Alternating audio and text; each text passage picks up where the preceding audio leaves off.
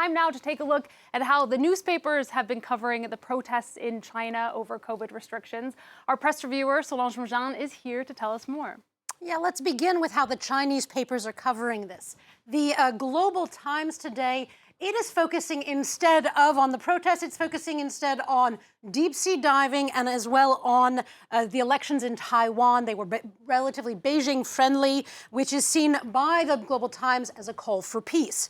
No mention, therefore, of the protests over strict COVID rules in China, except to say that health authorities have been dispatched to supervise local authorities. But if we look at the international press, instead, the Times of London says that this China protest is the biggest since the Tiananmen Square ones. For Metro, the commuter daily, it is the Great Ball of China. Here, the calls for Xi Jinping to resign. Now, for the French daily Libération, this is a movement that is spreading across the country. It is a contagious anger, Libé says, one that shows how people are living under people that are living under authoritarian regimes, be it in China or in Iran. They return again and again, Libé says, to calls for freedom and for democracy.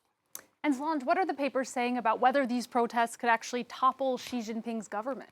Well, it's highly unlikely, writes the South China Morning Post. The independent site notes that the public impatience is growing, especially after a deadly fire in lockdown Urumqi in Xizang. Now, for the Financial Times, these protests are uniting a broad coalition of interests and people of all different backgrounds. So that for the FT, the party, it says that the party needs to quickly find a way out of the zero COVID policy.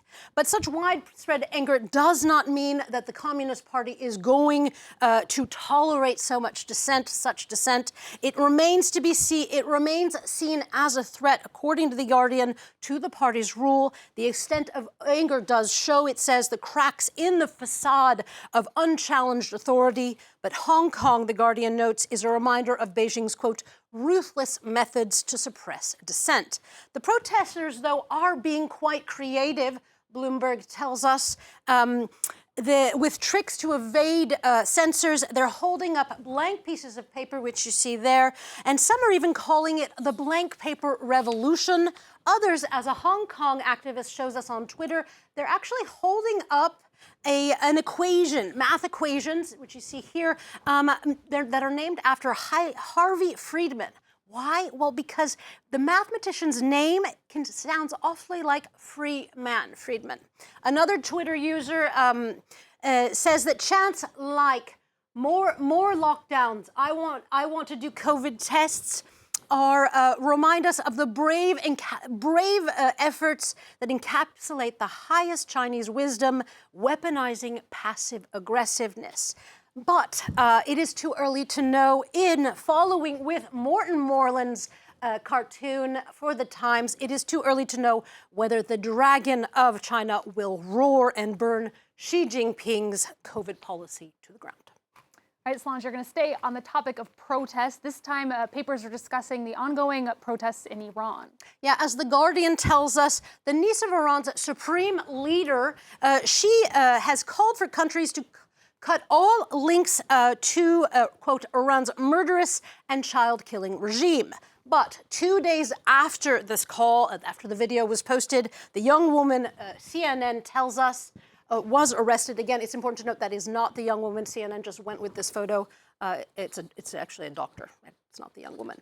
Anyway, according to, nonetheless, the Washington Post says that the West, though, is really waking up to the real problems that are occurring in Iran. According to this editorialist, governments like France's are slowly but fully recognizing the depth of this protest movement, and the critics of the regime continue on multiple levels, including even in sports. The U.S. soccer team, writes the Wall Street Journal, erased the emblem of Iran's flag in a social media post in support of the human rights demonstrations. But as Arab News tells us, Right here, it tells us that the social media post was then removed, taken down, but Tehran is not happy about the post nonetheless, calling for the U.S. Federation to be banned for offending its national dignity.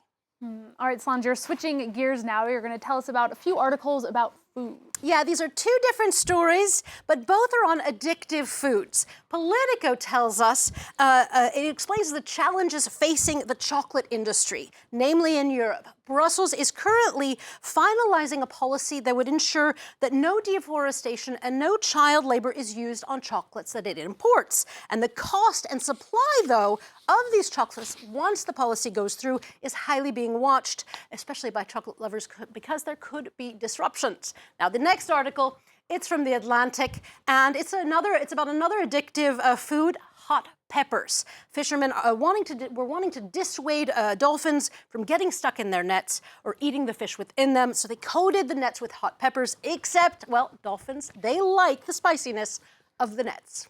All right, Solange, this last story, you'll have to tell us about it quickly. It's about spice, but not spicy food, but rather spicy activity in the workplace. Yeah, the Washington Post tells us that a French worker won his case against his employer. He was fired after not wanting to be part of the workplace fun culture, but I think it's a misnomer here to call it fun. It was a bit of a spicy workplace environment. He refused to do mock sexual acts, crude nicknames, or having to share a bed with another employee during work functions. Personally, I'm all for fun, but I'm not so sure I would be into this kind of spicy workplace environment. Yeah, I think definitely too spicy for our workplace. Solange Mourjane, thank you very much for that look through the day's papers.